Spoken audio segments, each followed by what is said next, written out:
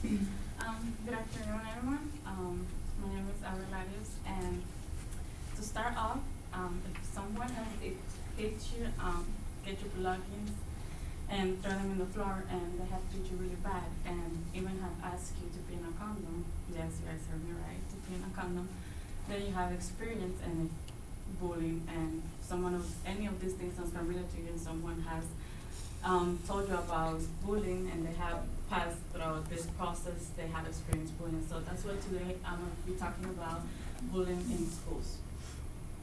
So the term bullying, it's not something new. It has been since the 18th and the 19th centuries. Back then it was just called physical or verbal harassment. When I was in high school, I was walking home and this girl approached me and she asked me to pee in a condom. She said that she needed to make she needed to go to a doctor, so she wanted to lie to her mom about her not doing drugs. So she told me if I was clean, and I was going to say, yeah, I don't do any drugs.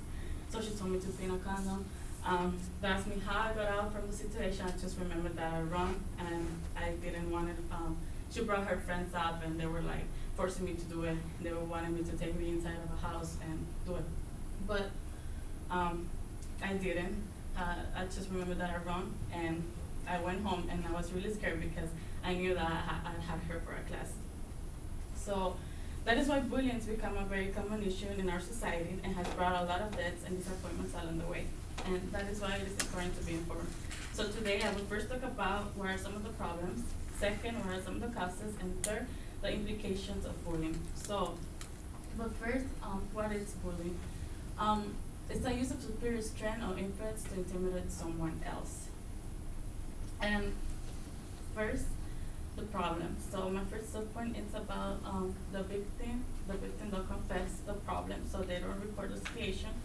In the website NBEE, National Voices for Equality Education and Enlightenment, says, written by Sandra J. in October 2009, states that about 7 minutes a child gets bullied. So that's a pretty large amount of kids that gets bullied. And second subpoint is about that the victim is afraid of going to school. In my case, I was afraid of going to school. I didn't want to see her because I know that she was going to make my life miserable every time that I saw her. So I'll just talk about the problems now. I will talk about the classes. So my first point is that teachers don't do classes activity often as they used to do.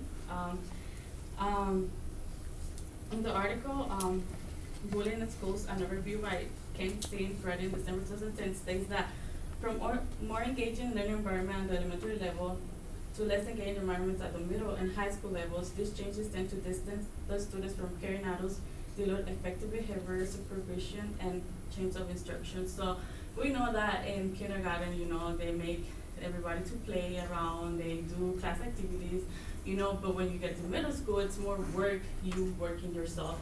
And high school, don't even talk about it. They hardly do class activities, teachers, So that is why that's one of the causes. And the lack of attention from teachers and parents. My teacher didn't even notice that my change of attitude changed in my class. I was more quiet than I was, and I didn't want to participate. I didn't wanted to get in groups or anything because I thought that everybody hated me because they were influenced by this girl. So not just talk about the causes, now I'll talk about the implications of this problem. So my first point is that suicide and mental problems. So suicides happen because of bullying. We have heard about a lot of teenagers, a lot of people that have died from this issue. And it says that in the website, the one I mentioned before, the MBBE, it says that suicide rates among the 10 to 14-olds have grown more than 50% over the last 3 decades. So that's a lot. And also that the victim can create mental problems since bullying has serious long-term negative effects. So my second point is not wanting to go to school. The victim tells a lot of say that, oh, my stomach hurts, I have a headache, I don't want to go to school. That was one of the things that I told my mom in order to go to that class. And here's one. I was not the only one, right? So this is this girl like got killed herself because of bullying. So that's just one of the many examples that I have. And these are the percentage of suicide. So as you can see, no one gets out of bullying. So it can be a man, it can be a woman, it can be an even gay, lesbian, girl. So they can happen to anyone. It's not something that should happen to a certain people. So now I hope that you guys have a better understanding of bullying. And to wrap things up, I just talk about the problems, the causes, and the implication of bullying. In my case, I did report the accident. I reported to the police, and they told her not to get near me. They changed her class. I wasn't with her no more, but I still saw her around, and every time I saw her, like, I was afraid of her. And as a matter of fact, I saw her this last Thursday. I was going home, and I was in my car, and actually I wanted to run her over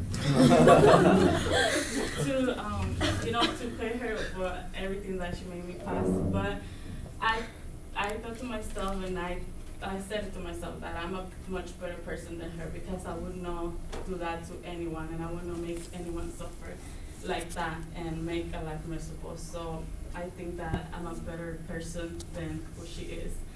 And this is just a thought that no more crying. I think it's time to confess. And thank you for your guys' attention.